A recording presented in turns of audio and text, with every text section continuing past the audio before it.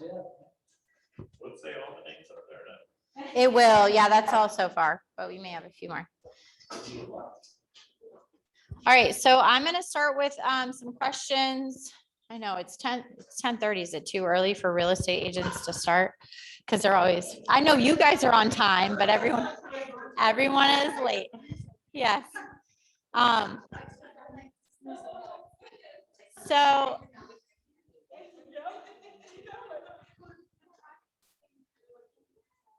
oh, I know school traffic is bad right now. Huh? That's why my kid goes to a charter school. No. Yes.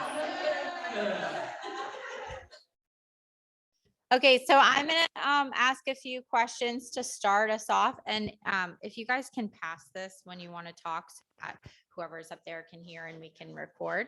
But thank you for doing our panel. We're gonna try to keep doing next month's panel, just so you know, and I'll probably remind everyone, but at the end of the class, we're gonna do something on setting buyer expectations with that initial buyer conversation.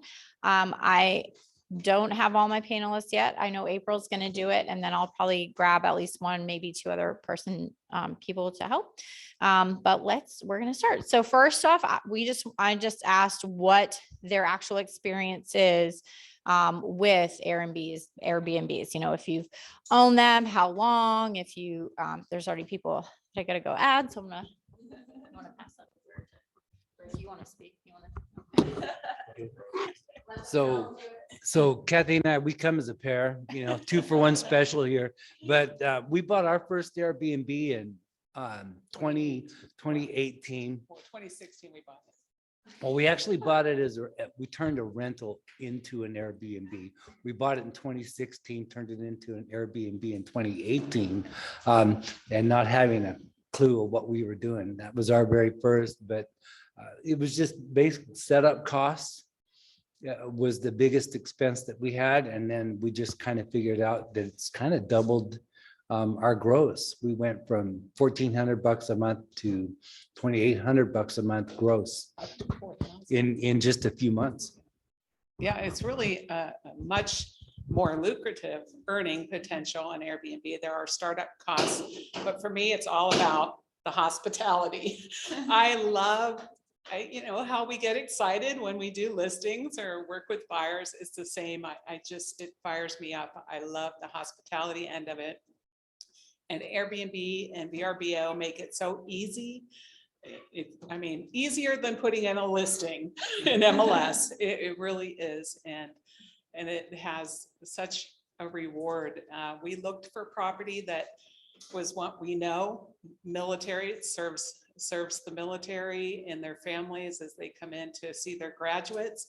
And even with COVID, when that took a dip, we were able to transition really quickly into a longer term, short-term rental. So we had a family in there that was having a house built, worked out really well. And then we reopened it to Airbnb. And although we don't have all the military families marching through yet, there's few of them that come. But we still had SeaWorld and a lot of other great area location. Hello. My thought about it is that in 2009, when I started real estate, a really smart colleague of ours Mike Cruz told us to try to purchase a property every year for your investment options and for your retirement.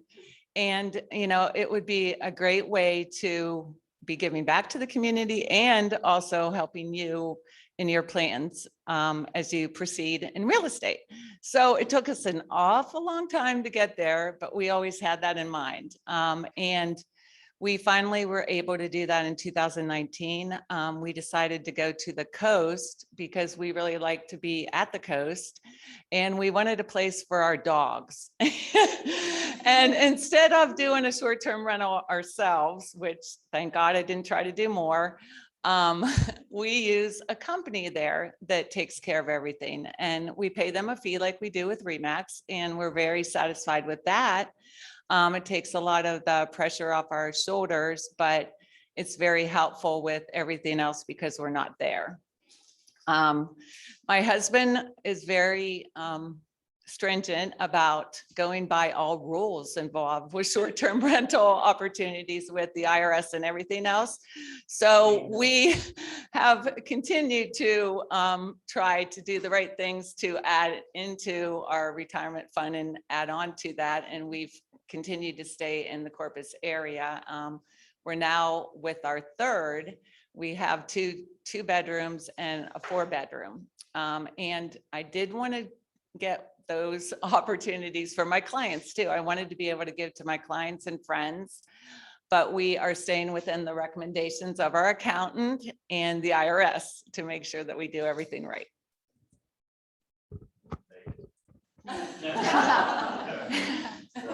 That sounds soon.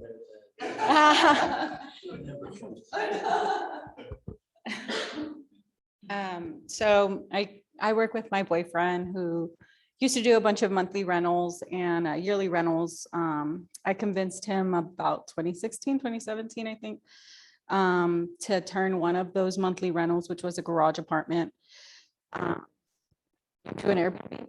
And now I've got him convinced with 5 homes. We have 12 Airbnbs and, well, 12 listings, I should say, 12 listings currently on market, working on 2 more now, 3 more now. And it has tripled our income as well. Aside from that, I'll pass it over to Bob.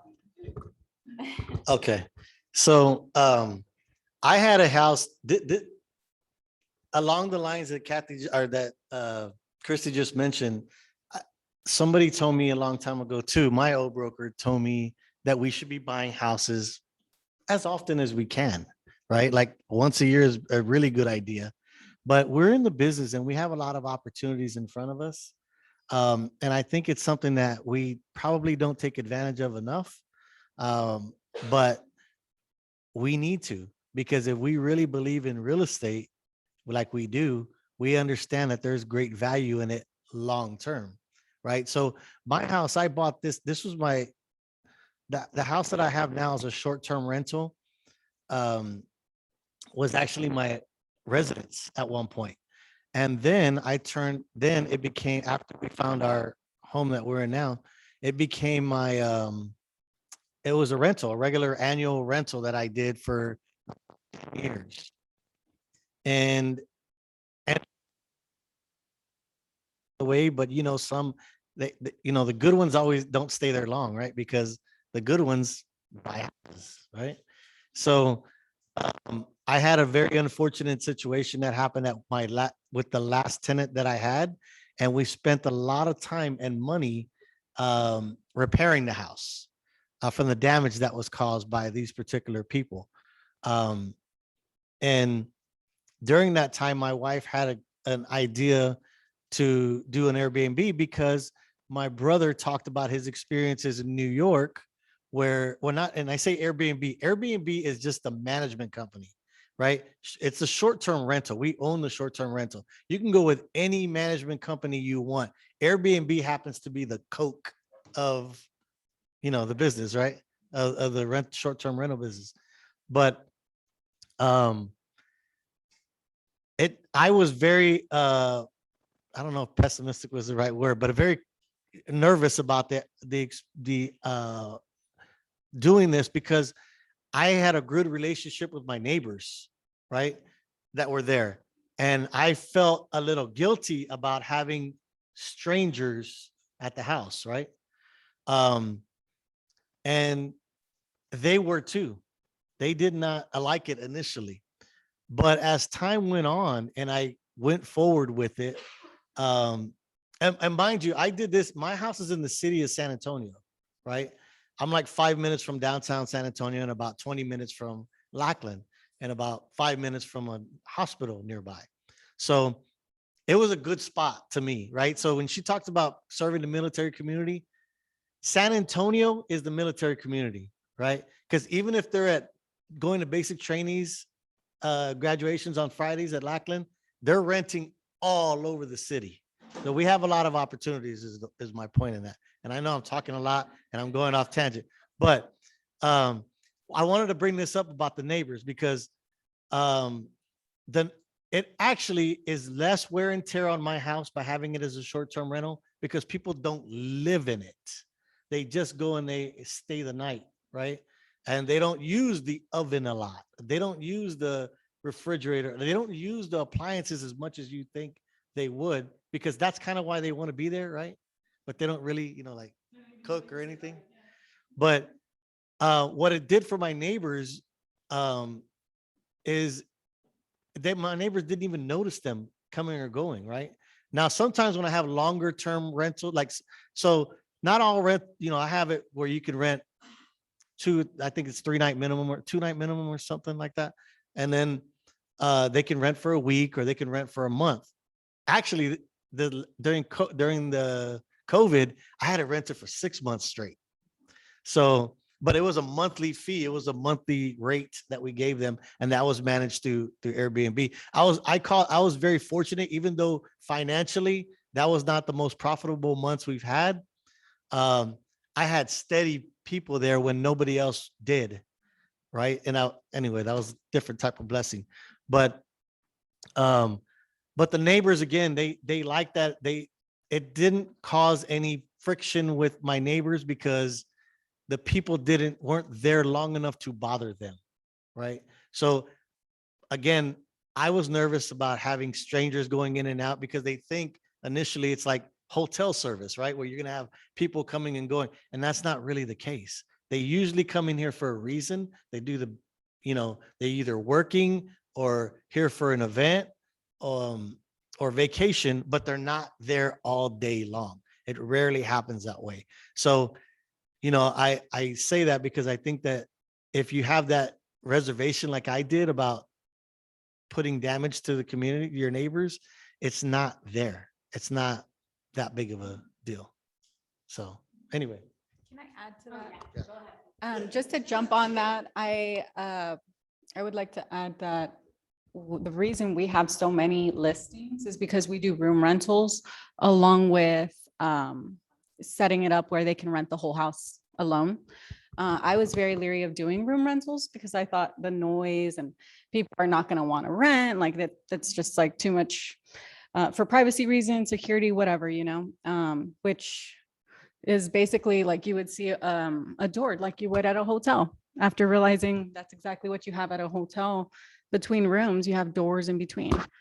So we did that. We did double-sided locks and it worked out. So I just kind of want to jump on that.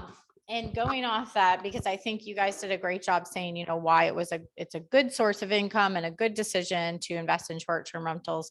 Does anyone want to add anything like what to be wary of? Or Jeff just asked about HOAs. So maybe even when people are considering long-term versus short-term, what they might want to consider. Do any of you want to start? The first thing you have to really consider is establishing the house. That's very fun, but it can be expensive. And you kind of want to have a nice theme. And those Airbnb actually helped us with that too, because they came out and took some of the pictures. They offered a special program at that time. I don't think it exists anymore. But they come out and shoot it and then set you up. And they even named it, like ours was, we call it the chamomile, but they call it Dreamy Texas, something. But it's, all for the algorithms to get the greater return online. And it did seem to work. We had a great boost after they did that Airbnb Plus service, but I'm not sure it exists anymore. But as far as negatives, I wouldn't say I see anything negative. We clean ours, which isn't for everyone. I know. And to Bobby's point there, because you're cleaning it so regularly, the house stays clean. Anything that we do, we consider it kind of a workout. I like it more than he does. I just know it's in good hands, and it's very close proximity to our existing house here in San Antonio. So to me, some people see that as a negative, that I see their faces every time I tell them, but it keeps us hands-on, and I don't think we've ever had a bad review. And we've had a lot of reviews, and my son Jacob actually introduced us and encouraged us to the whole thing because he'd used Airbnb so much. And he has us, we have a board in the house that allows our guests to write to us little notes, and we've had hundreds of that. And it's the first thing I look at when we get there. Again, it's a different switch. We love to serve people in their real estate purchases, and we love to help them build wealth through real estate investing. And there's no better conduit for that. My son, he, even in his late 20s, was renting out his room, during sporting events. You have that option. He bought a house early, and they have a tenant in there now. People are so creative. They use trailers in their backyard. Of course, you probably see that on HGTV, but for me, negatives, I haven't had any. We've had one person that had our neighbor actually parked in our driveway during the New Year's, and we had guests in the house. So that was a little problematic, but that's the only one I remember. And as far as HOA, we're outside the city limits, so we're not experiencing any problems with that. The HOA, from what I understand, there would have to be a majority of people to change the rules to disallow short-term rentals. And by the way, we don't just do Airbnb, we do VRBO or Verbo, as it's called now. And those two resources keep you full, keep you really full. And they encouraged us, and we got one at the beach too. And so we just started that in April. So, Oh, he's gonna be the negative. so, no, I'm not actually. Realist. When it comes to like the HOA, you have to do your due diligence, and you have to read the covenants and see if it's expressly prohibited for short-term rentals. Airbnb kind of like took off. HOAs haven't caught up to the idea of short-term rentals. So a lot of the covenants don't expressly prohibit, vacation rentals. We own a property up at Lake McQueenie, and it's written in the covenants, and it has been from the 1920s, that there will be no short-term rentals. It has to be at least 6 months, I think, is the covenant in that. So we don't Airbnb that property. But people do. People do, and the way I look at it is, if the HOA ever puts the kibosh on my short-term rental as far as vacation rental, I would immediately turn it over to a longer term short-term rental, 30 days, 60 days, and then they wouldn't be able to touch that. But as far as the negatives, not really.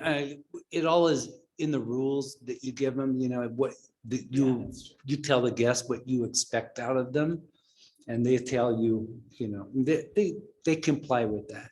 But Yeah, we learned from experience on that way. the incident that she's talking about is, we had told both of our neighbors on either side of the rental, here's our information. If you ever have any problem with our tenants, our guests, call us, text us, we'll handle it.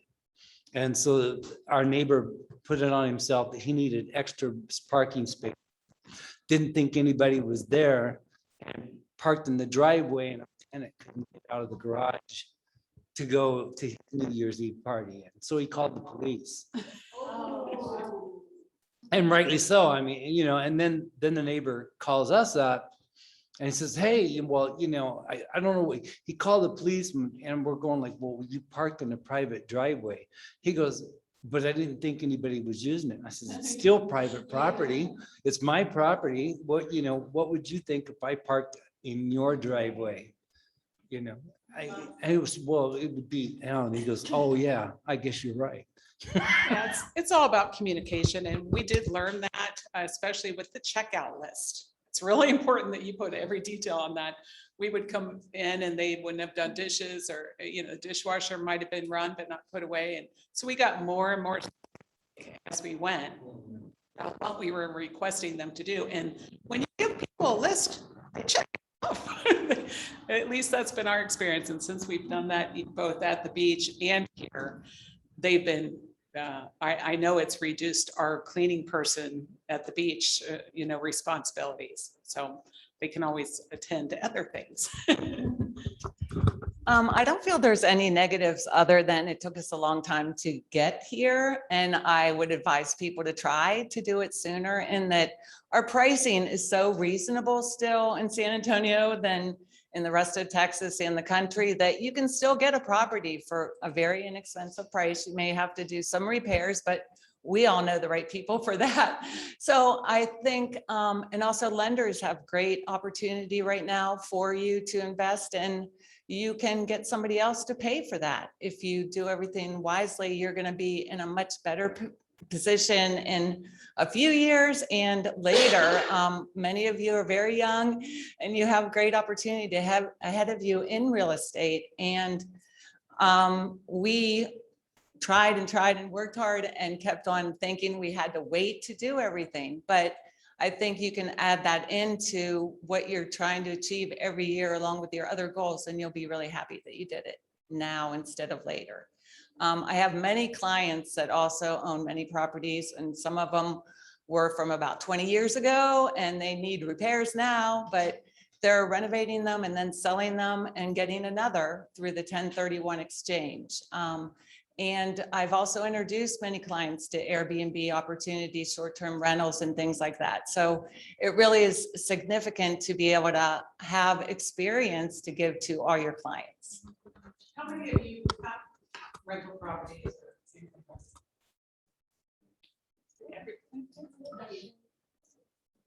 What do you think having a home here in San Antonio versus having a beach home or the short room rental? Like, what do you guys see is making most revenue for you?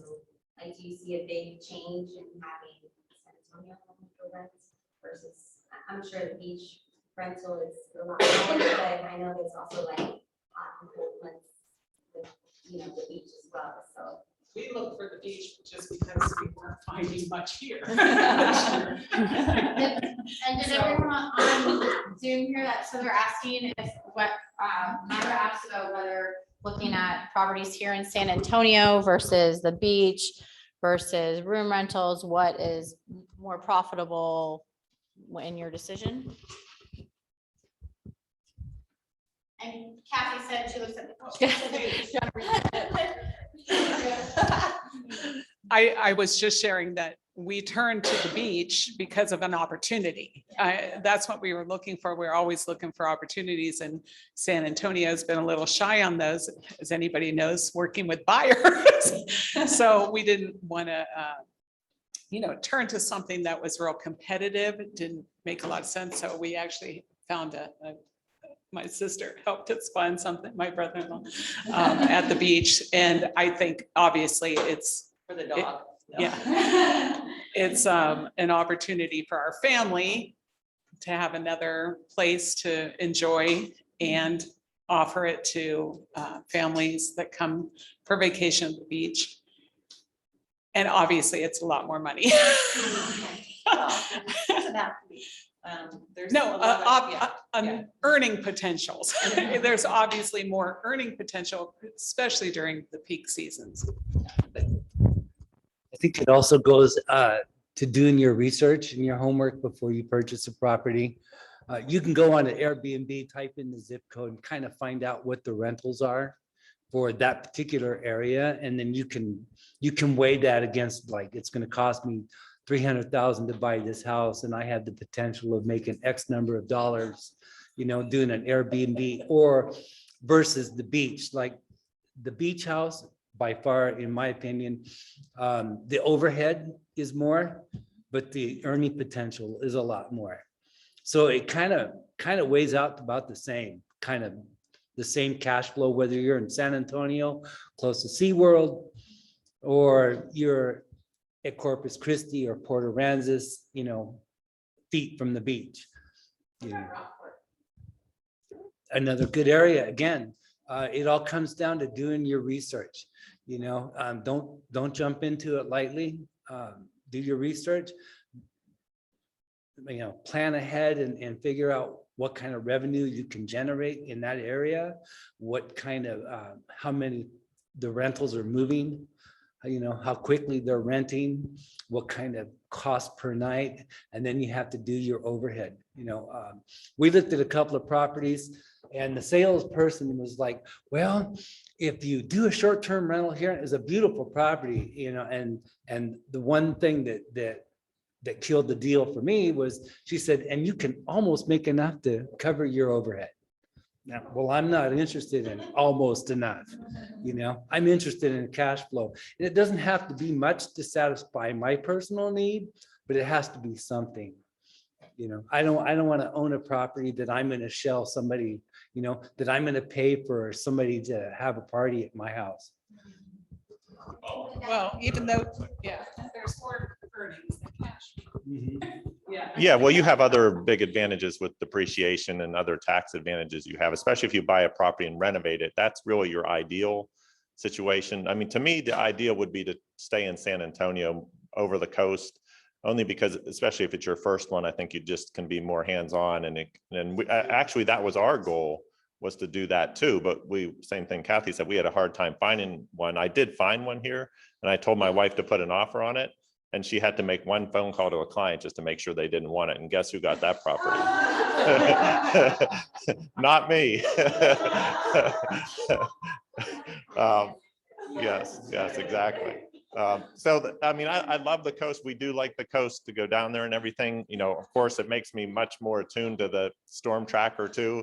Okay, here comes another storm. Like, is that going to? Our coast is. Yes, our coast is pretty good in that aspect, other than we had that one rip through Rockport, and that destroyed, Port A and Rockport. So there is more worries down there for that, but I do like it. I like the income, the rental has been great. But I think if San Antonio is a little bit more stable and secure for, especially on the first property, to do something like that. Unless you want a vacation home too. Yeah, that was good. Well, and yes, and go back to that, what Christy alluded to the rules. Generally, if you're going to call it an investment property, you can only use it for personal use for 14 days.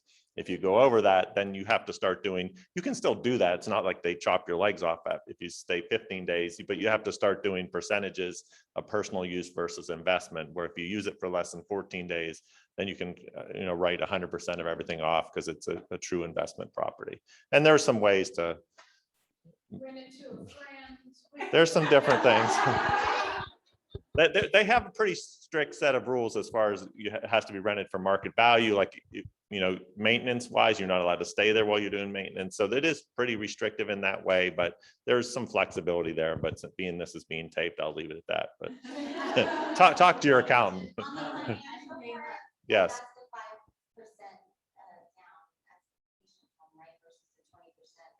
Yes, you do have more flexibility when you're doing it as a second home down there. There's some different things lending wise that can help. I mean, interest rates are great for all types of loans right now, so that's a big advantage for everyone right now doing that. The disadvantage is the markets are so tough right now. But we bought two properties both in like December, January. So I like that time of year too. It does calm down a little bit. So we're coming into that time of year. There can be some opportunities, or not so much that you're going to get this big discount, but hopefully you're not like 6 offers and you have to go crazy offering that type of deal on there. So. The other thing because I don't own a beach rental. My rental is in San Antonio. Now, one thing about mine that's different even from theirs is that mine is in the city of San Antonio. So if you're going to be in the city of San Antonio, be very aware of the city of San Antonio guidelines, because there are some. They differentiate between my rental was one where nobody lived in it, and it's like a type, what they call it, a type 2. Type 1 is when you're renting rooms, like you live in the house as your resident, but you're renting rooms. It's not as restrictive as the type of rental I have. So the type of rental I have now, when I bought my property, city of San Antonio didn't know, they hadn't caught up yet, right? Now they have, I think it was 2018 and 2019, they have restrictions in place. You can't be, when you apply for a property, there can't, in my type of rental, there can't be another one on your block, right? That's what the rule was at the time. I don't know if it's changed or not. A percentage, 12.5% or something like that is the rule on the block, right? So, but at the time that I first did it, you couldn't have, it couldn't be anything. And it depends on the number of houses on your block, like Robbie talks about. So be aware of that. You do have to pay hotel occupancy tax if you're in the city of San Antonio. There is application fees, and you have to continuously abide by their rules, because the hotel industry here does not like short-term rentals. So just kind of be aware. For me, it works out because I rather have it where I'm at because it was easier for me to manage myself, because we did a lot of the cleaning ourselves. You can hire a crew, but for us, it was the convenience of being there that we were. Now, it does get a little hectic if you're renting them 2 or 3 days at a time, and it becomes overwhelming. And at that point, you have to hire somebody to do it because you're not going to be available to do a quick turnaround, right? Because, you know, like they check out on Tuesday and somebody's right there 3 hours later or whatever, right? So just kind of be aware of those things. But I think the city of San Antonio is a great opportunity. I think that you probably try something close to you, like that you can get over there quickly if there's an issue, right? Like, I think that's the most important thing. And then you progress to doing beach properties or other types of things. Now, to that point that you brought up, Stacy, about Rockport, here's my thing. And I could be totally wrong on this, right? But if I was going to do a coast property, I prefer to do the beach, even though you have the sand issue of people tracking in sand, than Rockport, because Rockport is a fishing town and they treat them like fishing residences. That's my experience by staying at different places and places like Rockport. It's also very family friendly, because I know Rockford beaches, when Right. we go there because we go. No, that's true. That's true. But what I'm saying is that people that are staying at your rentals are that's a very small beach. Very, very small. People go to Rockport because Rockport is the fishing capital of Texas. Well, if you look up the number one rated beach in Texas, you're gonna laugh. Rockport holds it. Oh, I love it. But it's not a big, but yeah. And there's playground every. Well, I'm just saying for rental wise, when people look up what's the best beach in Texas, that literally is the first one that's gonna pop up. Yeah. For kids, if you put best beach for kids, that's the one that pops up. So that's why Rockport is. And I'm glad you did bring the fishing point up, because like on off-peak seasons for you guys, are you seeing a lot of like fishing people? I mean, because you know, you're not going to the beach and. Sorry, there was another question that was right on this topic, and I won't probably be able to answer it. Sorry, and then we'll get to your question.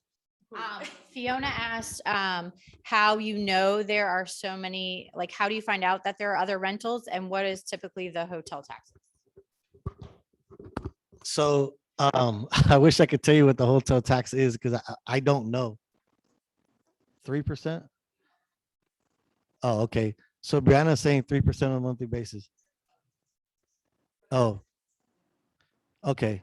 Paul's saying 8% on the, but the biggest thing is you can go to the city of San Antonio website and there's a map that they have, right? Of the short-term residences in your area. And that's the best resource to go to if you're buying in the city of San Antonio, if it's within San Antonio jurisdiction, right? Like you're governed by the city of San Antonio.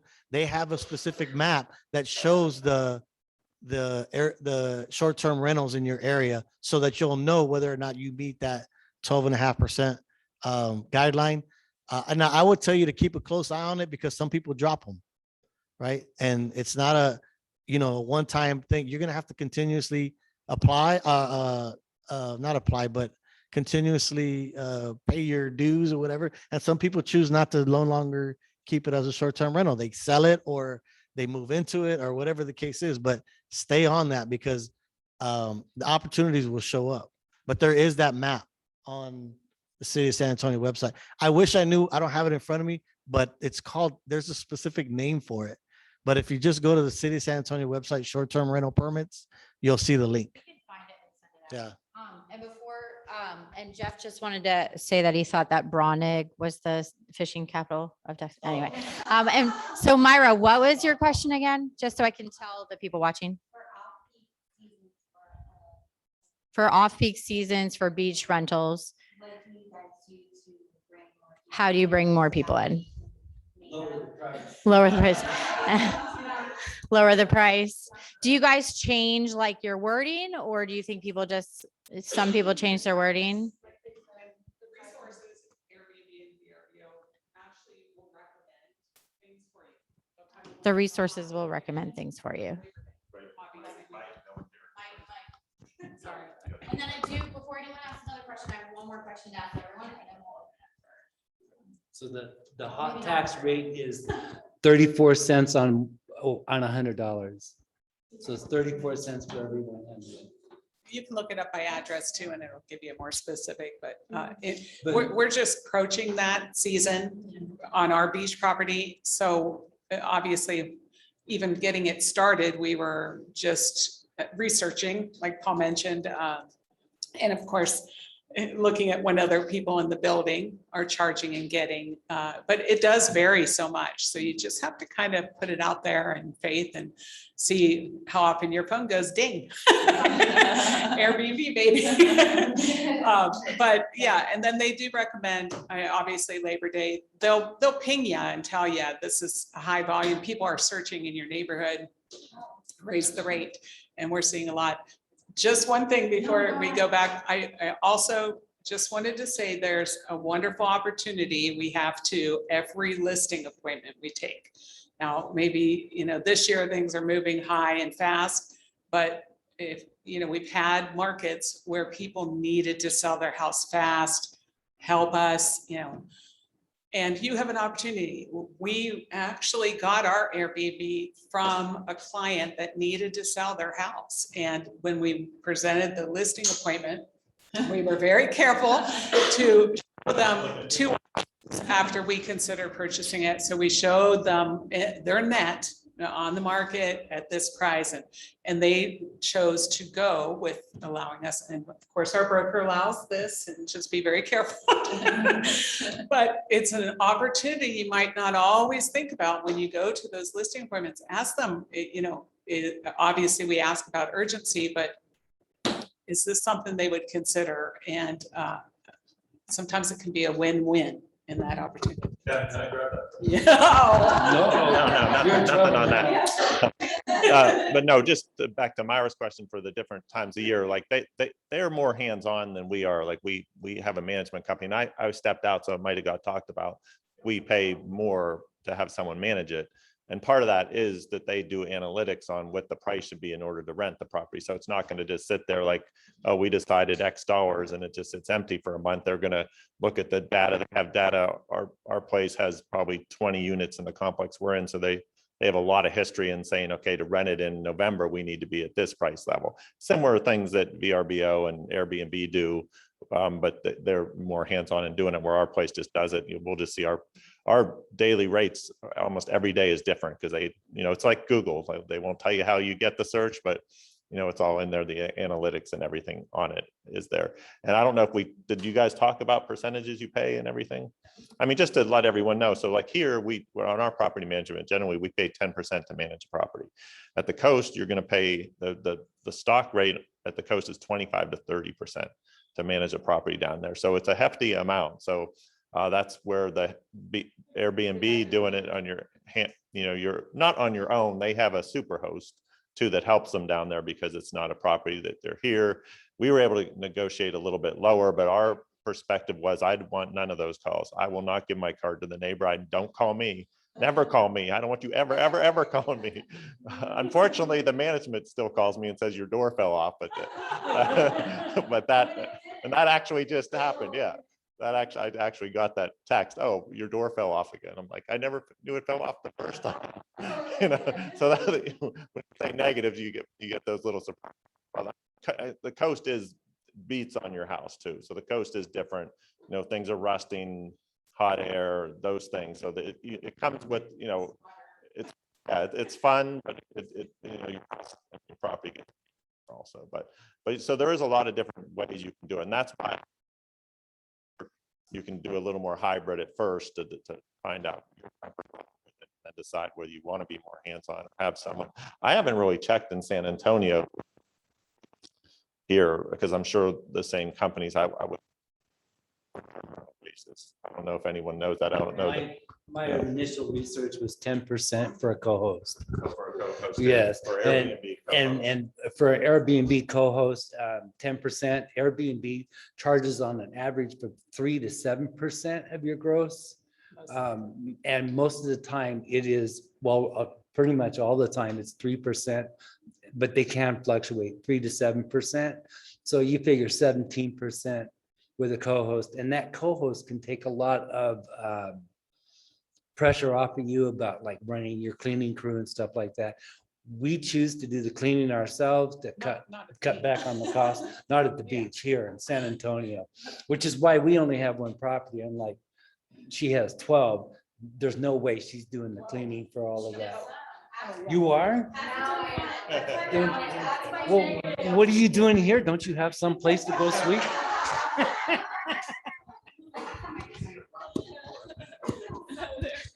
That's definitely something I wanted to add. My negative would be the cleaning for sure. You have to streamline this business. It can be very overwhelming having 12 listings now, and I will have 15 soon. So aside from that though, or what is it? No, I think it's 18 now. Gosh. I normally have one person helping me, and now that I've had so many like come all at once, I am hiring. So if anybody knows anybody, but no, I've actually always had one person helping me, and after 3 people later, now I'm stuck doing it by myself right now. But it is something you have to do where you streamline like the checklist, even the cleaning list for your crew, for the guests, even just leaving like a pamphlet for them, and just doing little things you don't realize are so helpful when I go and I travel and I visit Airbnbs. I notice the things that they do and I take them back. So like she said, the notes, that's the big one I need to get to doing, like leaving a journal and stuff like that. It helps these people really leave you a better review when you do small stuff like that. Like a journal can cost you what, $1, and these people will leave you a 5-star review and keep you higher on that algorithm for that reason. But there was a few more things I wanted to run through. Oh, so your guests can write a note and just kind of say like, oh, we enjoyed this. Yeah, we were here for this reason. We did that. And then other guests can actually see those notes too and get ideas. Yeah. It's cute, right? So we kind of gone over the rent. You can double your rent. We've had up to triple the rent. I do believe it's like the future of landlords because it is a lot less wear and tear on your place. You get peer reviews. I think that's the best part about Airbnb and Vrbo. You have a peer review system where the guest can leave you a review and you can leave a review on that guest. Now, I do think that that's great because of a background check isn't going to tell you a specific comment that landlord has about those people. It's just, oh, they didn't default in rent, but they were terrible tenants all along. Aside from that. So I think most of you, maybe not Bobby, but most of you had like properties that were pretty much move-in ready with maybe some exceptions. I think Brianna's done a little bit more flips. So I'm just wondering had to do at least some renovations. So when you're looking for those properties, like what type of property do you look at and it looks like a mess and you're like, this is what I'm gonna, turn into an Airbnb? So we've actually done a lot of garage rentals. As crazy as that sounds, we've literally created garages to be Airbnbs, and I can show y'all videos if you guys want later on. Yeah, but basically you just look for location. That's all it comes down to, because really you want to have a nice curb appeal. Personally, all of these rentals were pretty trashy to begin with. My boyfriend wasn't making very much money off of them. because he got them for so cheap, he really didn't care. But when I found out what he was renting them for, I asked him for the opportunity to rent on Airbnb in return for a commission, but also for him to get more money. And it worked. And it worked so well that now we're going on to more. But what was the question? Well, again? and like, What are you looking for? So the location, right? All of ours are about a 10-minute drive from Lackland here. Notice they're not all downtown. because I They're think not. A lot of people think you have to be downtown You're San right. Antonio. but None of there's them other places are you don't downtown. need that. We actually have one by the zoo. So right there in that area, actually next door to the botanical gardens. So right there by the zoo, Incarnate Word, the Pearl, exactly, all of that area.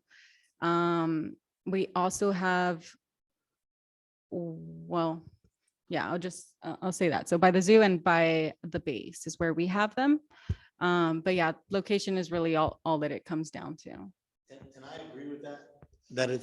I agree with that, that it's really about the location. You can make any house, just like a flip house or your own personal home or rental.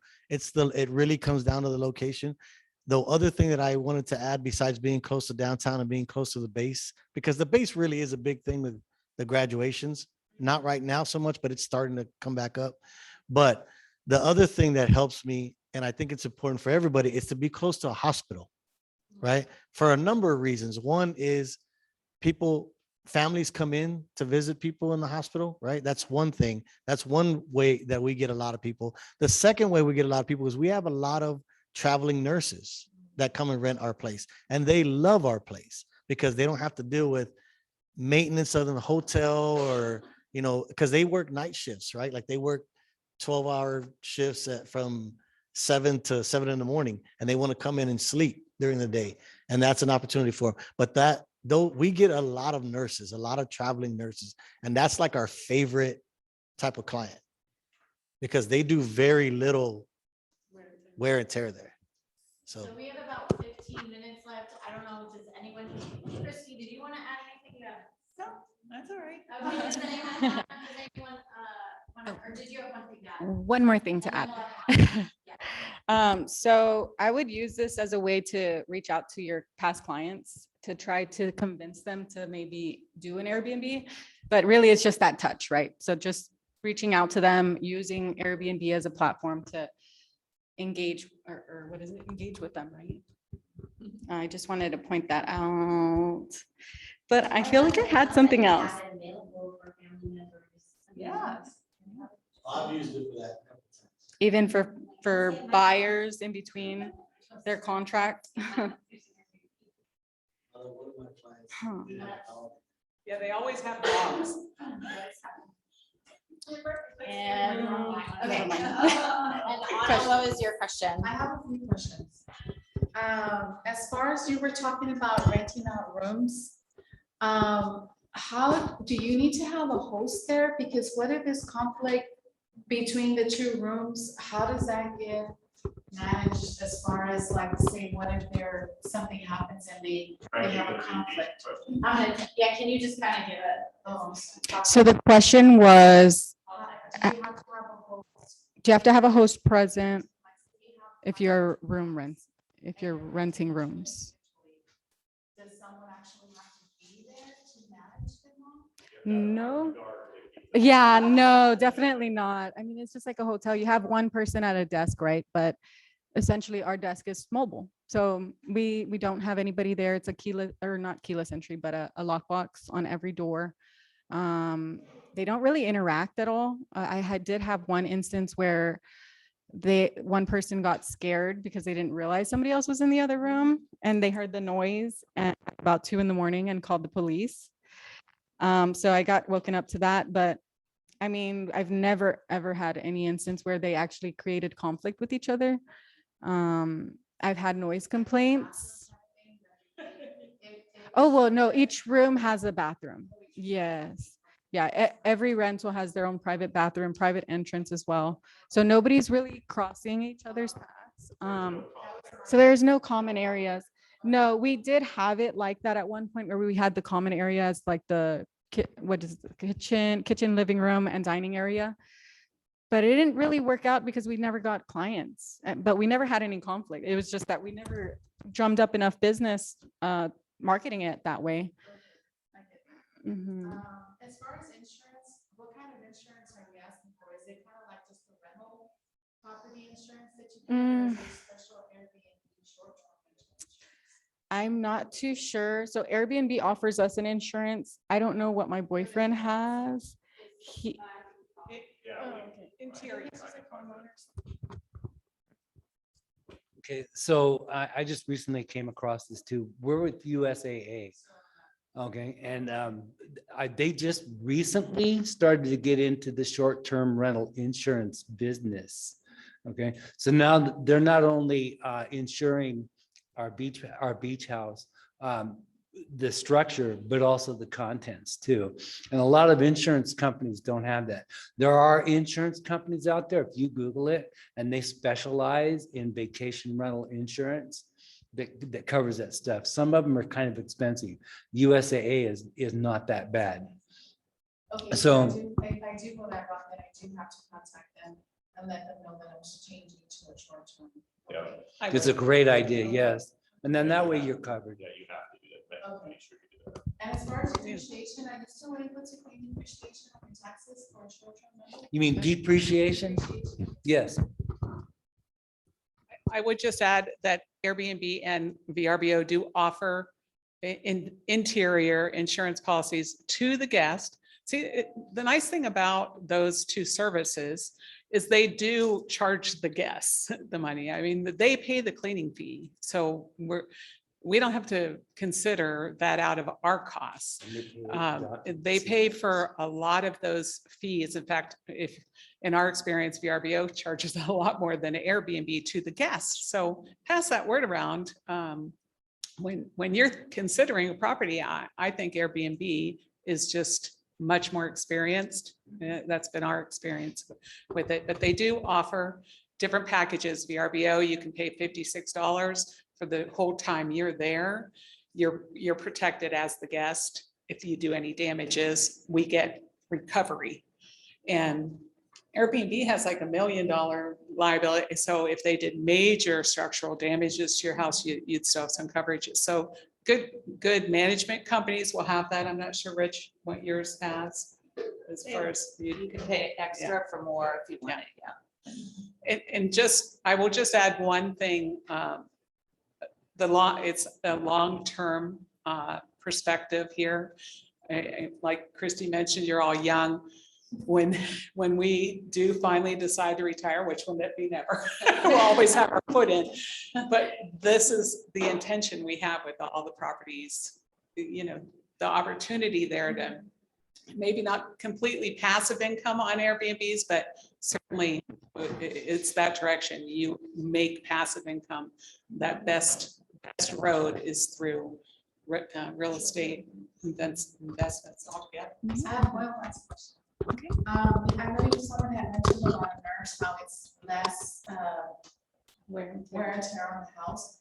Do you feel like in San Antonio, do you feel like it's best to get a smaller square footage home for that to attract those kind of people? Or to get a bigger house where you can have more beds in it? Say you want to be by SeaWorld, so they want to have a whole family. So where do you see what's more comfortable, in a smaller square footage or in a larger square footage where you can have one stay? Keep in mind, more bedrooms mean more parties. Right, I think it depends on your budget for one thing. Yeah, the more people, the more wear and tear. I think about that a lot with even our bigger unit, because we don't want just so many people in there that they're just gonna make a mess.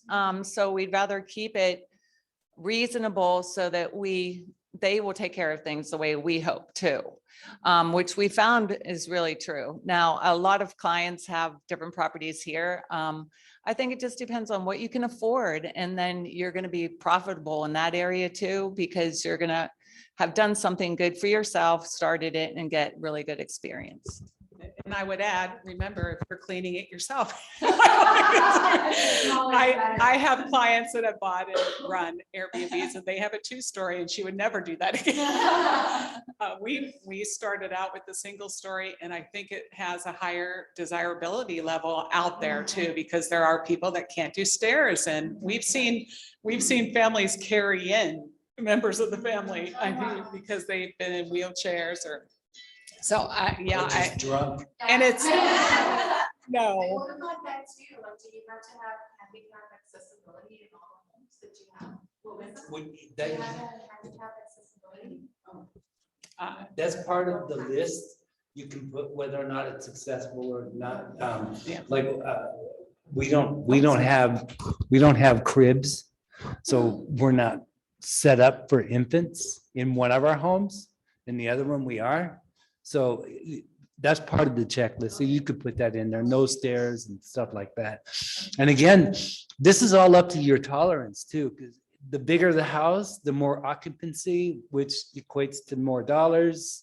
But you're going to have more tolerance because you're going to invite those sort of things like a big family reunion or a big get together or a big graduation party, or there's going to be alcohol and barbecue.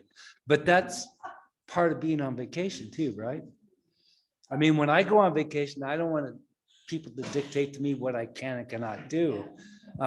Most are respectful and yeah, and we've never, Invest in a nest. yeah,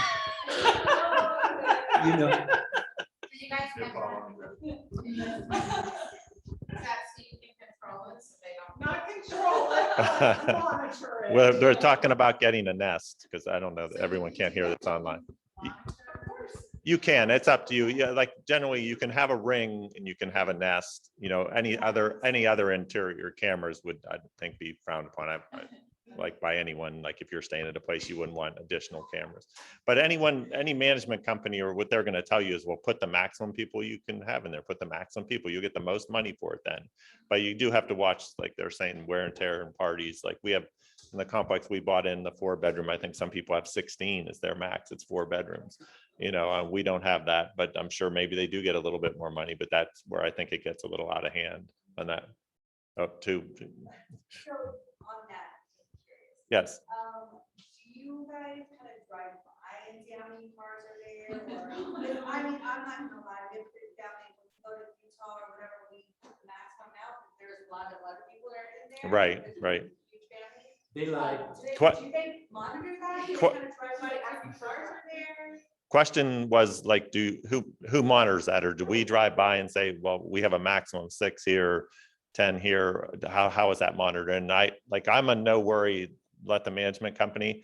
I don't think they really monitor, to be honest with you, unless someone complains. You know, I think that's how it gets monitored on that side of it. So I don't think anyone's doing that. Now they're a little different where they have the ring, they can see who's coming in and out and get an idea of how many people are in the property, so they could a little bit more hands-on.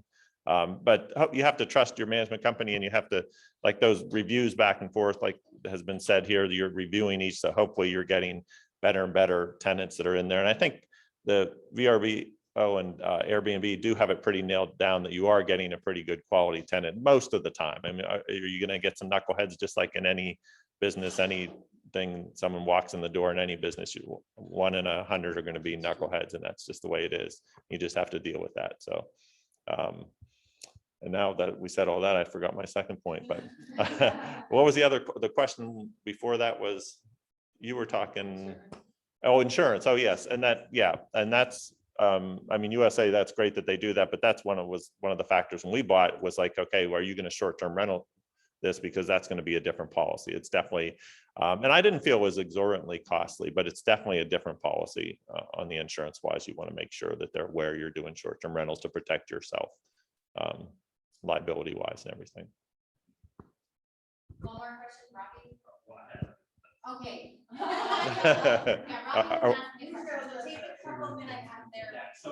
So these can be just quick answers. You all don't have to answer them. But one, when you're talking about number of people, how do you determine your people that live in the house? Like, is it by county? What is it? I do want to add on that. Good rule of thumb is 2 heartbeats per room. That's his. For better. I think of plumbing. How many people are gonna be using the showers and the bathrooms? And, to me, 16 is crazy at the beach when you think, but we do have a neighbor that it's a revolving door over there and I don't know how they do it, but they do. But plumbing, think plumbing. So what was your ratio, the 3.5 baths, so how many is that whole? Well, we have a max of 10. I don't have to have, more than that. You get the same amount of money, whether you have 10 or 16 to Tells the me. guests to double up and shower. And I will say, we do have, a super host that we call him the enforcer. He meets and greets. And when you meet and greet people, they tend not to misbehave as much if they know that the property's hands-on. Yeah, and he will And say. he does a great job. And he will say, oh, well, the reservation is for 8, I'm counting 10 people here. So, and he has, in the past, he hasn't done it. We haven't had that once. He has in the past told him to take a hike. Brianna, did you want to add? We have not had that situation. Most people will abide by whenever the maximum is. In fact, they'll contact me and say, oh, my brother would like to come. Well, they would be at 8. So we have a max of 10, which again, if you think about it, you're probably going to get the same amount of money unless you charge per person, which some people do. They charge per head for a certain amount, but keep in mind, they're using all of those systems and each warm body in the house raises the AC. To prevent more people from coming, keep uncomfortable furniture. And I'm not joking. We have recliners. Those are comfortable, but you can't fit too many people on a recliner, right? Anyway, but aside from that, yeah, you can charge by the head. But I wanted to go back to the insurance question. Airbnb does cover you on a lot of damage if they damage the property. We've filed a few claims, one for theft for a whole TV. They did give us our money back. Airbnb actually reimbursed us. And then a mattress as well. Somebody burnt the mattress. And yeah. Yeah, they burnt it because it was like they were smoking and then they had burn holes on the mattress. It was really disgusting. That person did stay for about a month. Yeah. Yeah, it is definitely no smoking, but some people just don't follow the rules.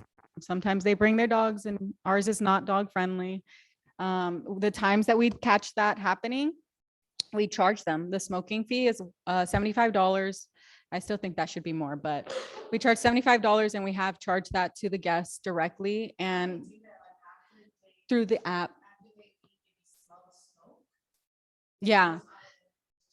Well, a lot of the times because it's happened 3-4 times, I think now with the smoking, they've left ashes like on the tables and stuff. It's so obvious. But also the smell, definitely. If they dispute the claim, they can do that and Airbnb has to be involved at that point. But again, you're still going through the app on everything. You would file a claim directly to the guest to try to get that money back directly from them. Once they decline it or they don't answer after so many days, you would go through the app again and then it's a click of a button. You include Airbnb and then they reach out to them. And then after that, basically, if it's something like smoking, I've provided documents by just shooting a photo of the cigarette butts or ashes. And then aside from that, what else? So the insurance and then. Other rental where before they come in, you take pictures of it to make sure that it's all clean. And do you share that with the tenant, with the short-term rental? To show, hey, just to share with you, this is the property. The property. Not every time. Not every time. It's I do provide videos on YouTube, but it's basically just a tour of the property. Yeah. Robbie, you have time. Yeah, really. Yeah. Robbie has his I next. can ask them. No, that's okay. Go ahead. So, just too quick, I won't ask the other ones. One, do y'all do anything, in your opinion, to set apart your rental from others? The question was, do you do anything to separate yourself on the rentals? Or I don't think I said that correctly. Set yourself Set yourself apart. I try to make ours really pretty. I love staging. I love color. I love different things. Try to enhance it with things that I think will attract people. Our greatest goal is to make them feel so welcome that they'll consider this over and over and over again. I want that same goal. And we always leave a gift. It's a small gift, but it's this gummy bear that we tie a big bow around. I think it just says welcome and happy, and little things like that go a long way. They do, don't they? Yeah, and the other thing in mind too, to set yourself apart, this is a review-driven business. So your reviews are very, very important. So the more positive your reviews, that kind of puts you apart from the rest of your crew. And like Christy said, your staging, professional photos, making the house look as pretty as you can, a catchy name, like And welcome to the communication. Flamingo or something, you know? And communication is so important. They have to hear from you. Yeah, and for ours at the coast too, I looked at all the ones that were there, and you know, it's pretty saturated, big short-term rental spots. So our idea was to kind of improve it with the mindset looking at, hey, which one of these units am I going to pick? I'm going to pick, you know, if it gets, especially in the off season. Well, now I'm just going to pick the prettiest one, you know, right in November, December. So I think when you have that many, now it's a little different in San Antonio, but I think you can kind of do the same thing. Look at the area and say, well, I'm buying this house here. Why are they going to pick mine? Are they going to pick mine over this other house, and why? And I agree with Paul and Kathy on the reviews and taking care of the person. You look at all those things, and that's on top. Yeah. I feel like it's important to have sturdy, good, strong furnishings that won't break. Problem too. So I'd rather get something of quality that can last a long time. And we've been lucky to have.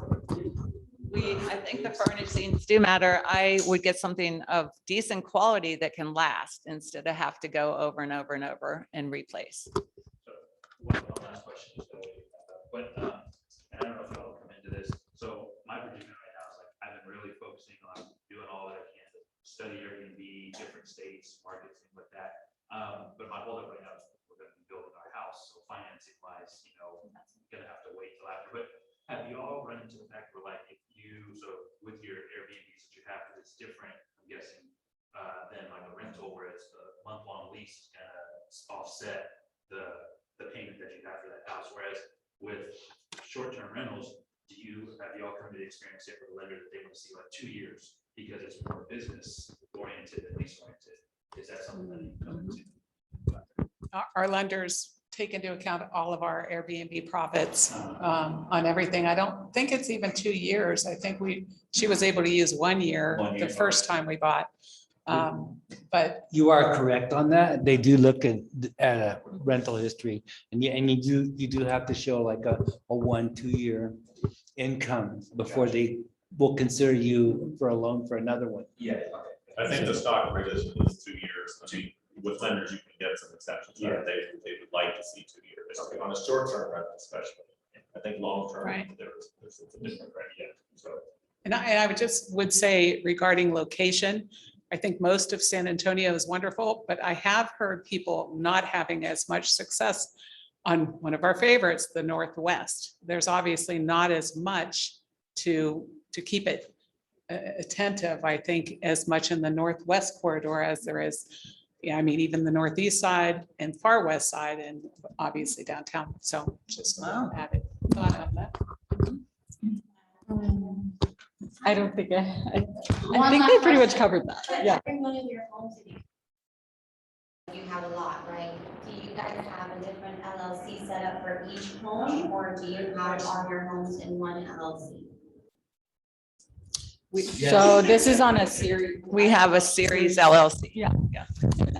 Now, Ours is individual right now on each rental that we have, regardless if it's short-term or not. But I am in the process of changing that over to a series LLC, which will make more sense tax-wise, and I'm still protected.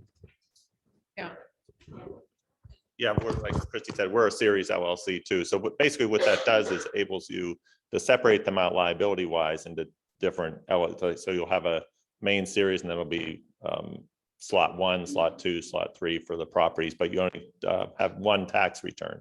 Where it does still is not that easy. The way that works though is each slot has to have its own set of books, so you can't intermingle like they're one business. So that does take a good bit more paperwork to do it that way, but at least you're not paying to do like when you get multiple properties, you're not doing 3, 4, or 5 tax returns. So you're saving there. You can also include umbrella policies too. Yeah. Well, I know we probably all heard that. And our lunch is in here, but our sponsors are here, so if you want to stay while we're waiting on lunch, see that, you can, if you don't, that's okay. You can always reach out. Yes. We're happy to help. Reach out. I will leave your place. I said we're leaving. If you want to send me your things that the videos you have, and then I have a couple of Kathy's listings, I have the links. I can share them to our office Facebook page so you can see those.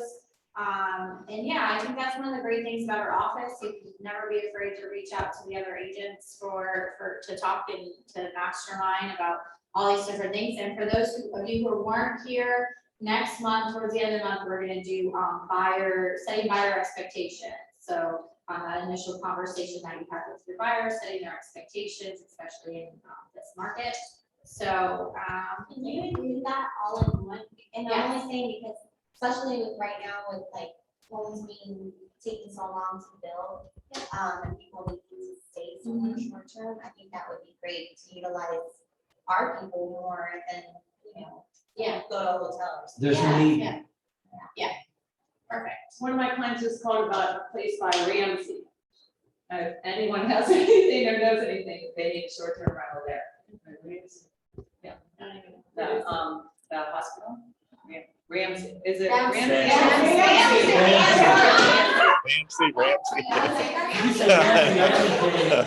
Ramsey, sorry. I haven't been there, but yeah, I don't know. The excitement to help a client Yeah. runs rampant.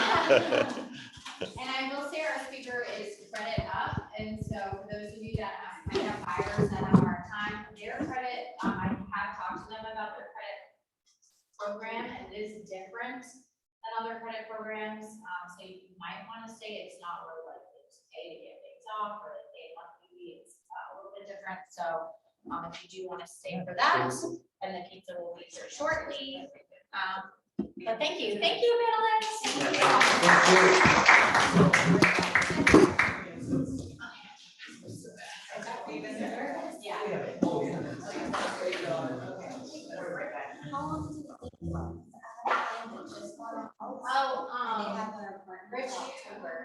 Colleen has a question really quick.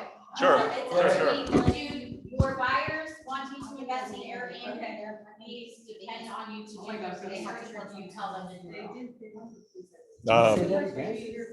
You can still use the microphone. Yeah. Do you do research? I don't know. Do buyers want you to research? Yeah. I mean, I think you have to be careful with that on there, because just like any expectation, it's like telling someone what the house is going to be worth next year. What is it going to appreciate? So there's a lot of analytics out there online for Airbnb that you can look up, and I would point them more to those things. I can't say I know the best, but I know there's a ton out there. Yeah, AirDNA, you can go and pick a house in a certain area and it's going to give you that. I wouldn't want you just kind of liability wise to say what it's going to gross or what you think it's going to gross. You can Yeah. point them in the right direction. Yeah. Okay, thank you. You can actually go on the app and show them. Oh, I'm sorry. You can go on the app and actually pull up the stats. Who am I talking to?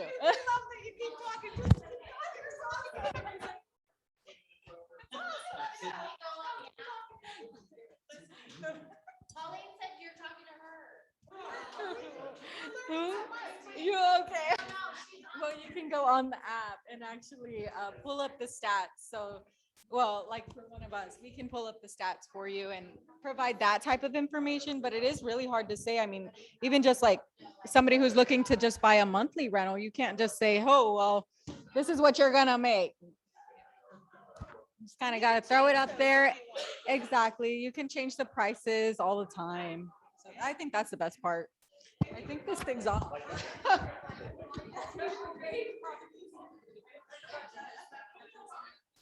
Oh gosh. I feel like I'm having a heart attack. I love to talk.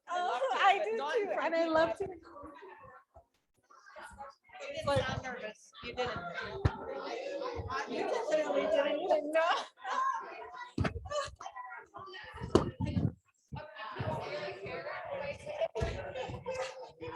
It's a